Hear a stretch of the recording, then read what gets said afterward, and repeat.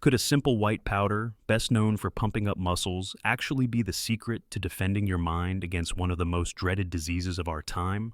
That statement alone might sound outrageous, but hold that thought for just a moment, because there's a fascinating study stirring up the health and fitness world. Welcome to our deep dive into how a common gym supplement, beloved by countless weightlifters and athletes, could hold surprise benefits for the human brain. Today we will explore the big question: is creatine, a favorite powder for those chasing bigger muscles, also a potential ally against the creeping threat of Alzheimer's disease? But let's not skip the background. In this episode, we will piece together the story of why certain neurologists are starting to wonder if creatine might go far beyond simply boosting a bench press. We will examine the science behind the supplement's effect on the brain's energy supply, the details of a small but eye-opening pilot study, and the serious caution flags raised by experts who know better than anyone else how easily hype can overshadow real medical data.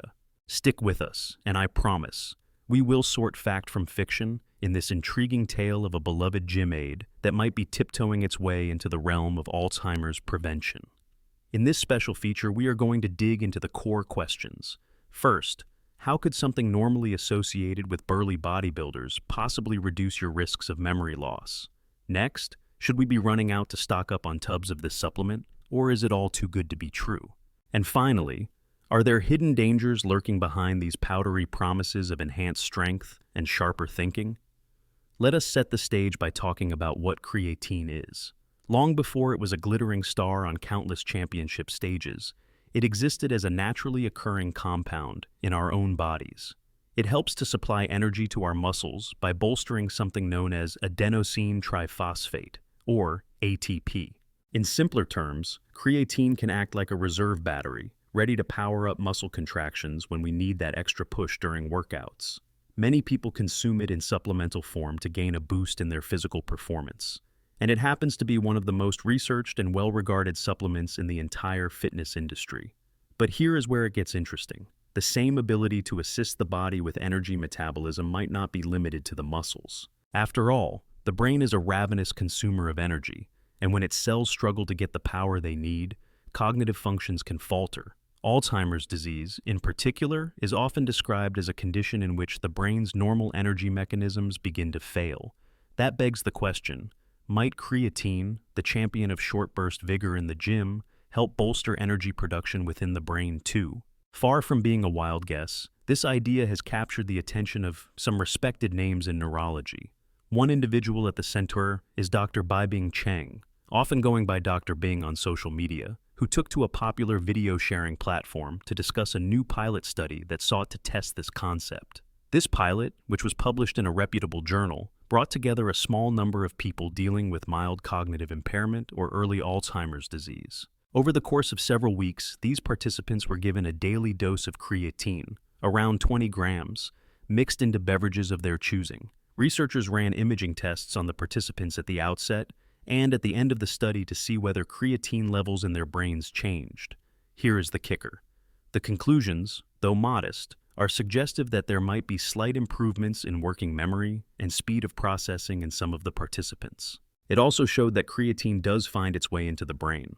Researchers observed an increase of about 11% in brain creatine levels in this small group. That sort of result is like a green light merging to yellow. It is positively interesting, but it is still far from a slam dunk. Yet it definitely captures the imagination. The supplement, known for fueling intense weightlifting sessions, might also provide a boost to delicate cognitive structures. Now, before we all start envisioning a future where memory lapses are fought off by scoops of white powder, let us remember what Dr. Bing stressed from the very beginning. Even this study's own authors label it a pilot. That word alone tells you right away that it was limited in scale, short in duration, and unable to provide the long-term data we would need to hail it as a genuine Alzheimer's treatment.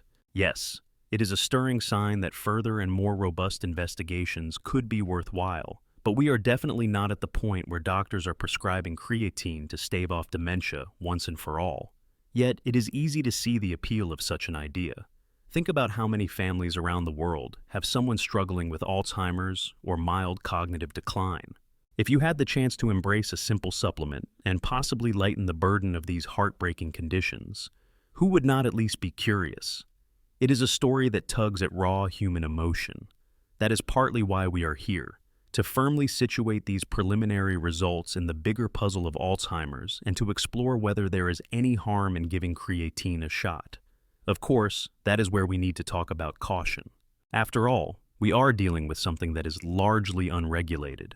Unlike prescription drugs, dietary supplements can cruise onto store shelves with minimal oversight. Companies are free to make claims about muscle growth or performance, provided they include disclaimers about the lack of Food and Drug Administration approval. The upshot is that purity and dosage accuracy can sometimes vary widely between brands, which is no small matter when you are taking something you hope will impact your body or mind. A sly question that might be on your mind right now is, do I run the risk of serious side effects if I take creatine with the hope of boosting brain function? That is worth asking. According to many sports nutrition experts, creatine is generally considered one of the safest and most thoroughly studied supplements out there. However, just as Dr. Bing pointed out, that does not mean it is suitable for everyone. Those with pre-existing kidney issues, for example, are often advised to consult with a medical professional before adding large doses of any supplement that could affect renal function. The last thing anyone wants is to force their kidneys to process a constant overload. Additionally, creatine might not mesh well with certain medications. Interactions, though not common, are possible, which is another reason why a visit to a doctor or licensed nutritionist is never a bad idea. So, yes, it sounds easy: scoop, stir, drink, but do not forget that your body is a complex system, and it deserves caution when introducing high doses of any new substance. Here is your first friendly reminder. If this deep dive resonates with you, why not show some support? Feel free to give a simple thumbs up if you like the conversation so far. That little action can go a long way in fueling more discussions about the latest research, especially when it hits that fascinating intersection of fitness and brain health. Let's pivot for a moment and dive deeper into Alzheimer's disease itself, and how it is frequently tied to energy metabolism breakdowns. When specialists talk about Alzheimer's, they often focus on protein distortions, such as the buildup of beta-amyloid plaques or tangles of tau proteins. But the conversation is also shifting to the notion that the brain can encounter an energy crisis. As the disease progresses, neurons may struggle to get adequate fuel for optimal functioning. Enter the logic behind creatine. We know that creatine helps turbocharge short, energetic bursts in the muscle by promoting the regeneration of ATP. That same fundamental mechanism could conceivably help supply fuel for neurons if they are receiving an insufficient flow of energy. The pilot study we keep returning to aimed to test that exact hypothesis on a small scale. The study's authors measured changes not only through blood draws, but also through magnetic resonance spectroscopy imaging, a fancy term meaning special scans that detect the chemical composition within the brain. After 8 weeks, the participants in the pilot study showed a noticeable bump in brain creatine. This does not confirm a cure for Alzheimer's, but it does demonstrate that creatine can move past the blood-brain barrier. That is a big milestone. Many compounds flounder at that barrier and never make it into the brain's protected environment. Now, the obvious question is, how do we figure out the ideal dosage time frame and whether benefits can scale up in more diverse groups of people? This is where future research must go, but for now, it is a beckoning sign that perhaps some synergy exists between creatine and the brain's energy demands. Let us mention once again that the sample size was tiny, fewer than 24 participants in that pilot. That is nowhere near enough to account for the variability we would see in the general population. Are there certain forms of artistry in how creatine was administered that might skew results? Could the improvements in cognitive function be attributable to a placebo effect? Should older individuals with advanced stages of Alzheimer's expect similar outcomes? Or does this only apply to those in very early stages? All of these questions remain wide open, precisely why Dr. Bing repeatedly reminds his audience that more studies, with more participants over a longer period, are needed before any real conclusions can be drawn. You might be thinking, all right, so it is not definite, but it is interesting. What else can I do to help my brain? The truth is that while we want quick solutions, the real bedrock of brain health remains the tried and true pillars that doctors have championed for decades. Good sleep, a balanced diet, preferably something along the lines of a Mediterranean-style approach, regular physical exercise, social engagement, mental stimulation, and consistent management of blood pressure and blood sugar. Each is a puzzle piece in building a life that supports cognitive resilience. And yes, sometimes the simplest changes can yield big dividends. For instance, stepping away from that second alcoholic beverage you were about to enjoy could help lighten the strain on your system. Making more time for walks or mild workouts can keep your blood vessels robust, delivering oxygen efficiently to your brain. Sleep is critical for clearing metabolic waste in the brain, giving your neurons the chance to recharge each night. These are tips we have all heard, but they deserve endless repetition. Before rushing to the supplement aisle, many experts advise nailing the basics first. After all, no powder in a plastic tub can replicate the synergy of a healthy lifestyle. That leads us to another nuance. Some folks might see creatine as a magic bullet, a quick fix that can replace daily walks, mental puzzles, or that dreaded treadmill session. In reality, top neurologists and sports medicine experts alike caution that supplements should not replace lifestyle changes. It is how all the puzzle pieces fit together, exercise, diet, quality rest, and supportive therapies, that shapes the best environment to stave off cognitive decline. Still, you might ask if there is any reason not to experiment with adding creatine to your daily regimen. The risk might be low for healthy adults with no kidney problems and no conflicting medications, assuming they choose a trustworthy brand that offers high-purity creatine monohydrate. The immediate benefit might be increased muscle strength and stamina, which is no small bonus if you are looking to improve your workout performance or daily physical activity. For some, that alone can be reason enough to pick up the supplement. Then, if there is some secondary benefit to one's brain in the long run, that would be icing on the cake. But it should remain an informed decision, made in consultation with a healthcare provider rather than spurred by random whispers on online forums. Speaking of random whispers, the supplement industry thrives on bold claims, sometimes sensational enough to be comedic. You may bump into marketing that says, "Our creatine will supercharge your brain by 80% in mere days." That is precisely the sort of hype that experts worry about. The pilot study does not say anything nearly that dramatic. That is a key reason why transparency matters. If you stumble across a brand that is advertising outlandish benefits without citing credible science, think twice before handing over your money. Meanwhile, if the brand references peer-reviewed research and does not shy away from clarifying that further investigations are still needed, that is a far healthier sign. In the scope of Alzheimer's prevention, we should also consider the entire mosaic of emerging research. Some scientists are passionately exploring nutritional protocols, others investigate forms of immunotherapy, and a few are tinkering with innovative devices that stimulate precise regions of the brain. It is important not to latch onto a single approach as the ultimate rescue plan. Instead, a layered strategy, addressing inflammation, stress, and metabolic health in tandem, might be the most promising. Creatine's potential as an agent that supports energy metabolism could easily become just one piece of the puzzle, working in concert with other methods. Of course, the question arises, are we setting ourselves up for disappointment if further studies do not replicate the pilot's findings? That is a valid point. Science is always about repeated testing and rigorous peer review.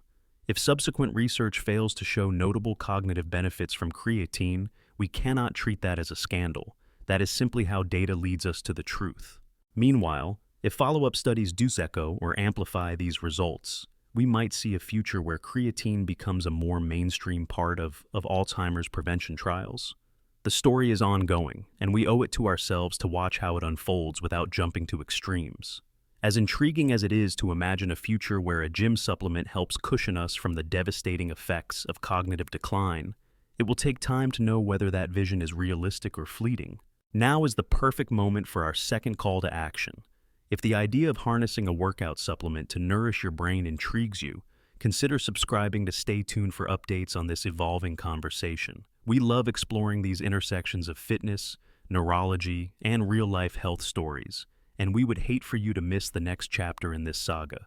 So, returning to the cautionary words from Dr. Baibing Cheng and other specialists, we simply are not at a point where anyone should rely on creatine as their main line of defense against Alzheimer's disease. It is excellent material for a pilot study precisely because it is relatively easy to acquire, and it already has a good track record of safety for most healthy individuals. But the day it might become a formal recommendation for memory care or neurological protection is still far off. People living with or at risk of Alzheimer's should check in with qualified health professionals, weigh their options carefully, and most importantly, uphold that tapestry of healthy habits that has stood the test of time, meaning everything from daily walks to mindful eating. Let us not forget that the notion of miracle cures often emerges in disease treatment discussions, especially when the pathology is as daunting as Alzheimer's. But there is rarely a single miracle. More frequently, progress is gradual, based on years of small, methodical steps. That might sound less flashy than the headlines screaming about a magic bullet to halt cognitive decline. Nonetheless, that is how science truly moves forward. Meanwhile, if you happen to be an athlete or bodybuilder already using creatine, feel free to keep an eye out for new findings. Perhaps you are inadvertently doing a 2-in-1 benefit routine, boosting your workout prowess and giving your brain a bit of an extra energy cushion. On the other hand, if you are a novice who has never touched the stuff, do your due diligence before jumping on board. Vet your sources, check your personal health conditions, talk to a professional, and always remember that no supplement can replace the fundamentals of good living. As we move toward the conclusion of our conversation, the main takeaway is that modern research can sometimes surprise us by finding unexpected bridges between distinct worlds. Who would have guessed that a leading supplement for building athletic strength could even begin to show up in discussions about neurological health? And yet, here we are. It is a sign of how complex and interconnected the human body truly is. The storyline is only just beginning, and we will stay alert for future developments. Further trials on larger and more varied groups, refined dosage protocols, and deeper looks into how exactly creatine interacts with the brain's inner workings.